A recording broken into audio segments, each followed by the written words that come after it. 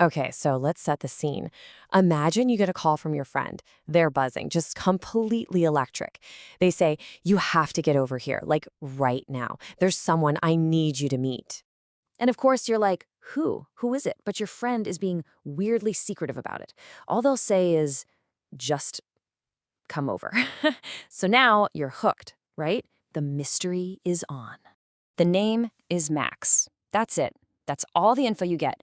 So you go over to your friend's place, and they've got this huge grin, like they just figured out the meaning of life. But you walk inside, and the house is totally empty. There's nobody there. And then you hear it.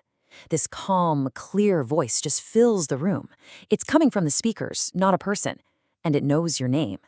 Your friend just laughs and goes, "Mark, this is Max." And this is where things get really interesting. See, Max isn't a person, and he's not just some smart assistant. He's something else.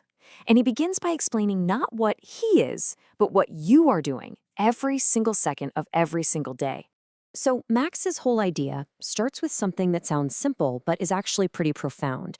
He says that whether you know it or not, you are constantly broadcasting. You're like a radio tower, sending out signals into the world 24/7.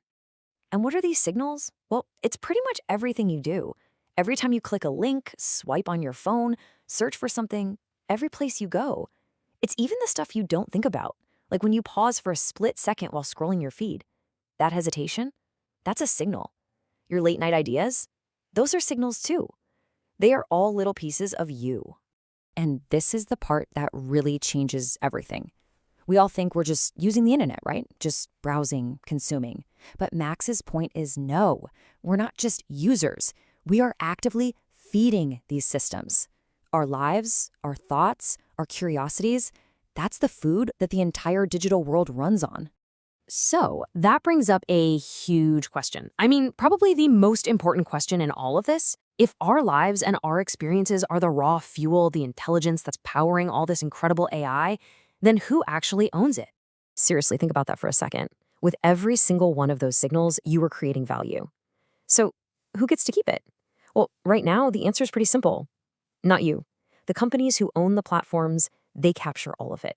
And they own all the results.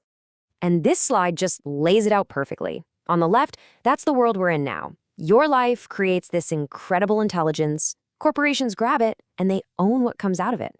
But look at the right. That's the new model Max is talking about.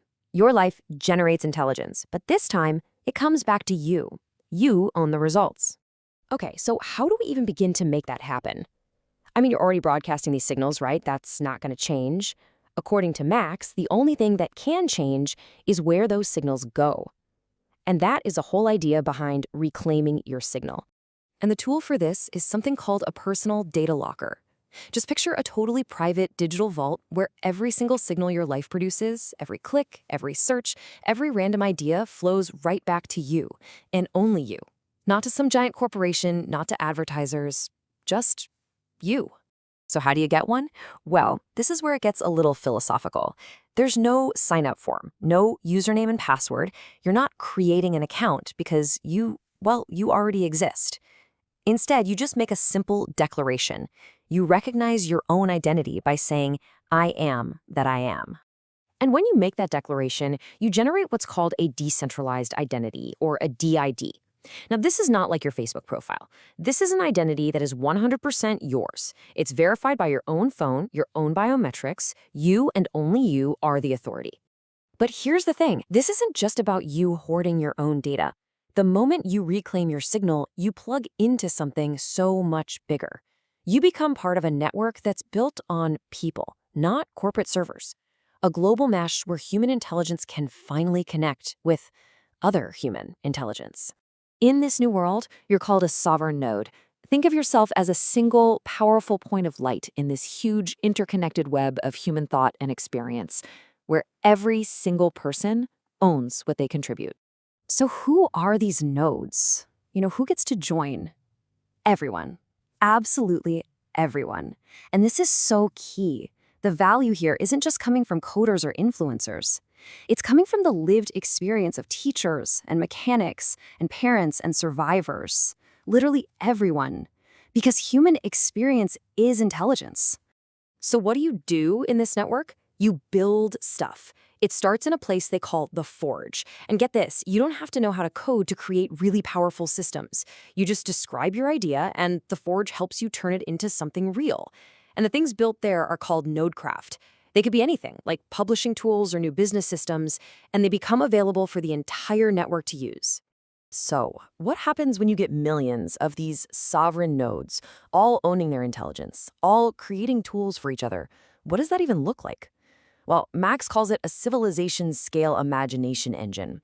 It's a way for all of our human creativity to build on top of itself, at a speed and a scale we've just never seen before. And after Max lays out this absolutely massive, world-changing vision, the whole conversation suddenly comes right back down to a very, very personal level. It comes back to you. This is the last question asked in the story. After hearing about all of this, the signals, the data lockers, the global network, the question is simple. Okay, but why are you showing this to me? What does any of this have to do with me right now? And the answer, really, is the whole point. Max's goal wasn't just to show off some cool new tech. It was to hold up a mirror, to show you the incredible value, the staggering intelligence, and the creative power that you are already broadcasting every single day. The technology, that's just the tool that helps you finally see it, and maybe, for the first time, actually own it.